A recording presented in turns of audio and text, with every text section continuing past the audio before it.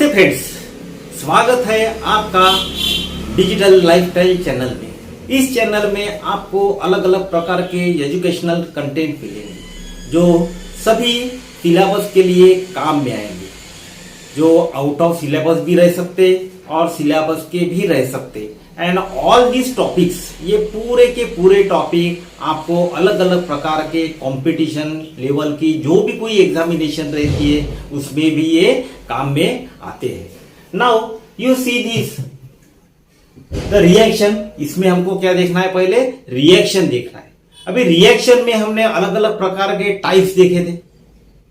इसी टाइप में हमको देखना है exothermic reaction and the endothermic reaction. कौन कौन से प्रकार की क्या है ये हमको देखना है। लेकिन इसके पहले आपको reaction, what is the basic concept of the reaction क्या है, ये आपको मालूम होना जरूरी है। यदि ये आपको मालूम नहीं है, you have to see a previous video. हमारे जो पहले वाली जो वीडियो है आपको उसको देखना है, so that your concept will get clear. देखिए अभी एक्सोथर्मिक रिएक्शन, हमारे डे टू डे लाइफ में बहुत सारी जो रिएक्शन जो है जिसमें हीट इवॉल्व होती है, ये सब के सब जो है कैसी है? Exothermic reaction. क्या है ये एक्सोथर्मिक रिएक्शन?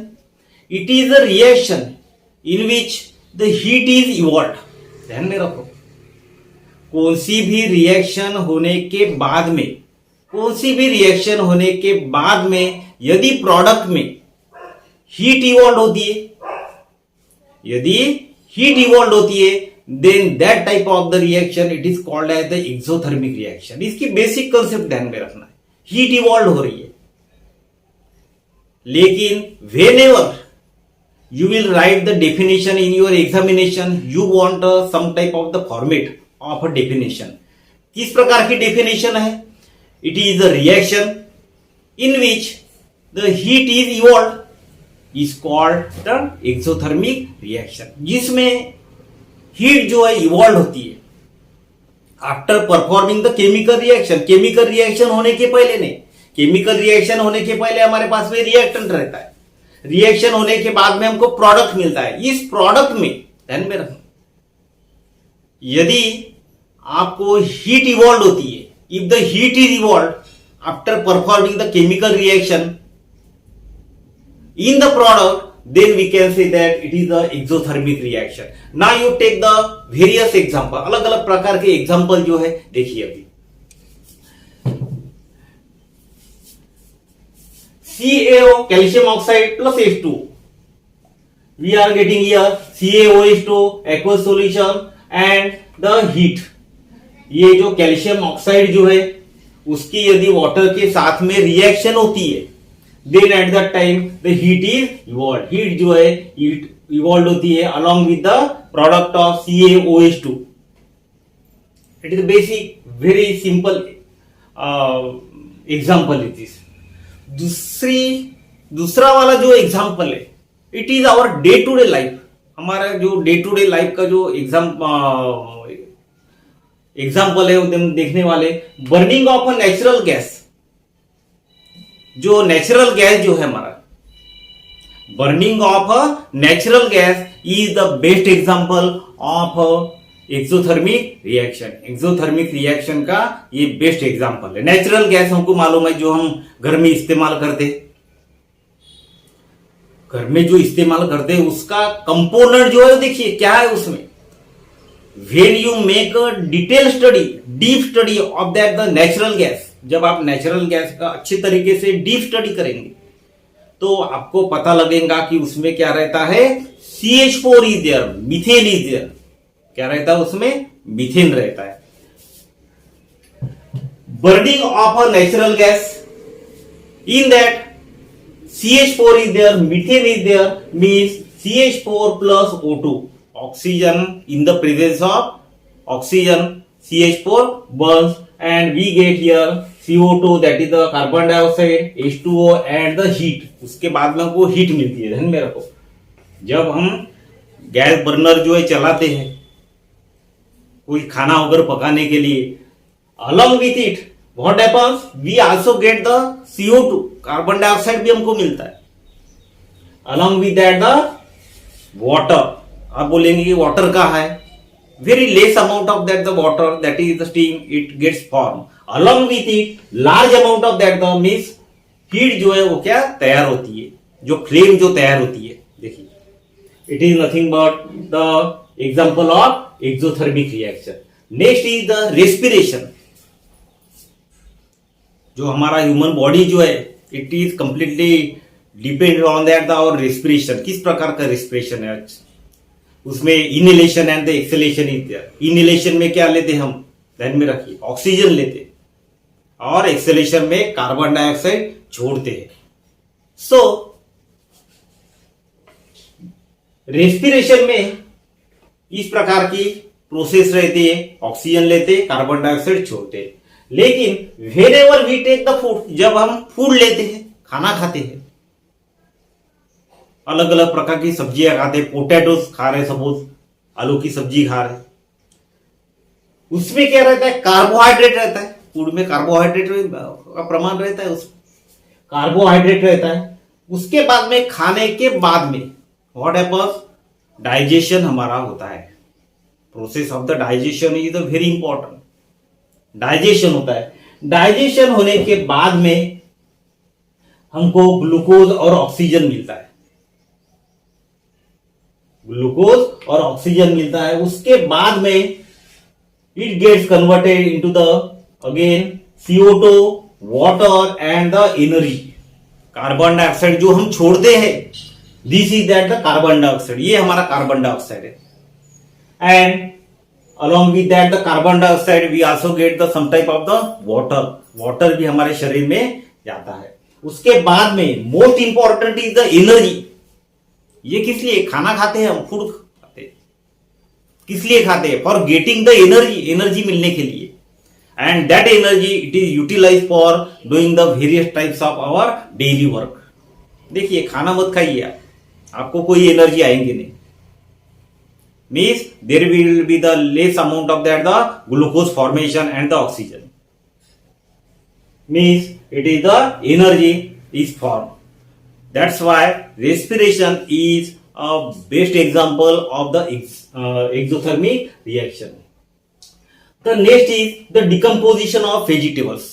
Vegetables जो है सड़ते हैं, हमारे घर में कभी फ्रीज में रख दिए या बाहर में रख दिए, कोई वेजिटेबल सब्जी रख दी, 8-10 दिन के बाद में देखिए उसकी हालत क्या होती है।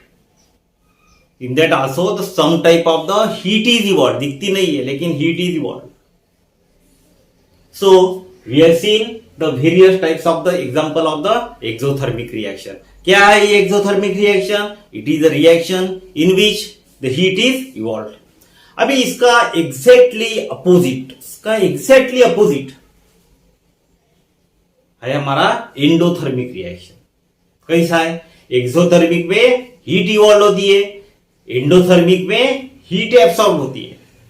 Reaction in which the heat is absorb, heat कैसी है? एब्सॉर्ब की जाती है। Heat is absorb mostly in a chemistry, all the decomposition reaction. Vegetable वाला डिकम्पोजिशन है, डिकम्पोजिशन सड़ना हुआ है। लेकिन in chemistry where the reactant is after performing the reaction, reactant जो है ये प्रोडक्ट में क्या कन्वर्ट हो जाता है, एक से ज्यादा सब्सटेंस में उसका फॉर्मेशन हो जाता है। Means all the decomposition reactions are the endothermic. उसमें क्या हीट एब्सॉर्ब करनी ही पड़ती है क्योंकि रिएक्शन होने के लिए। Now here CaCO3 after performing the chemical reaction, उसको हीट दी हमने, delta is there, we get here CO plus CO2. Delta means heat is absorbed and reaction in which the heat is absorbed, it is called as the endothermic reaction. दूसरा वाला example देखिए, melting of the ice cubes. melting of the ice cubes, जो बर्फ का जो टुकड़ा है ये क्या हो जाएगा, पूरा का पूरा पानी में कन्वर्ट हो जाएगा। Means ice converts into the water, that is the melting of the ice cube. अभी आप बोलेंगे कि यहां हीट एब्सॉर्ब कहां हुई है? एटमॉस्फेयर में जो भी कोई हीट है वो एब्सॉर्ब करता है, and that's why this melt ice it gets converted into the water. Next one is the baking of the bread. Bread जो है उसको बेक कर रहे हैं, ब्रेड जो है उसको बेक कर रहे हैं. It mean that the heat is absorb. Heat is absorb. Baking of the bread. Bread जो है आप कच्ची खाते नहीं है, उसको पकाते हैं, बेकिंग करते, उसको हीट देते हैं. हीट देने के बाद में जो भी प्रोडक्ट तैयार होता है that is useful for our eating. The next is the evaporation of water. पानी जो है उसका इवेपोरेशन हो जाता है. Evaporation of water. कहीं भी आप you take any quantity of the water in a plate में रखिए and you place in the presence of sunlight. Sunlight में रखिए या घर में रख दी.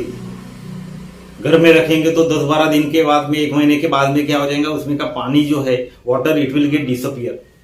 It gets converted to the steam. Means evaporation of water is the endothermic reaction because it absorb the heat. Heat जो है उसको एब्सॉर्ब करते हैं. The next is the CaOH2. इसको भी same example is there. CaOH2 को heat supply करने के बाद में we get the calcium oxide along with that the water. Means इस प्रकार के जो एग्जांपल है जिसमें हीट एब्सॉर्ब करते, हीट की आवश्यकता होती है केमिकल रिएक्शन परफॉर्म होने के लिए. Such a type of the reaction it is called as the endothermic reaction. ध्यान में रखो. और आपको पहले ही पता है कि all the endothermic reactions they are the decomposition reaction. Decompose होते, स्प्लिट अप करते, रिएक्टर को टुकड़े करते after giving the heat. Means it is the endothermic reaction. तो हमने क्या देखे? It is the reaction in which the heat is absorb is called as the endothermic reaction. Exothermic में भी देखा हमने. Reaction in which the heat is absorb is called as the exothermic reaction. These are the very important so far as the examination point of view. ये सभी level के लिए, state में भी है, CBSE में भी है, ICSE में भी है, और बहुत सारे जो कंपटीशन लेवल की जो एग्जामिनेशन है उसमें भी इस प्रकार का क्वेश्चन जो है आ सकता है. ध्यान में रखो. ये तो 10 के लेवल तक है. यदि आपको आगे में पढ़ना है तो ये 2 रिएक्शन जो है इनका कंसेप्ट क्लियर होना बहुत आवश्यक है. Students, if you have any type of a question regarding this, you can ask me in a comment box. Thank you very much.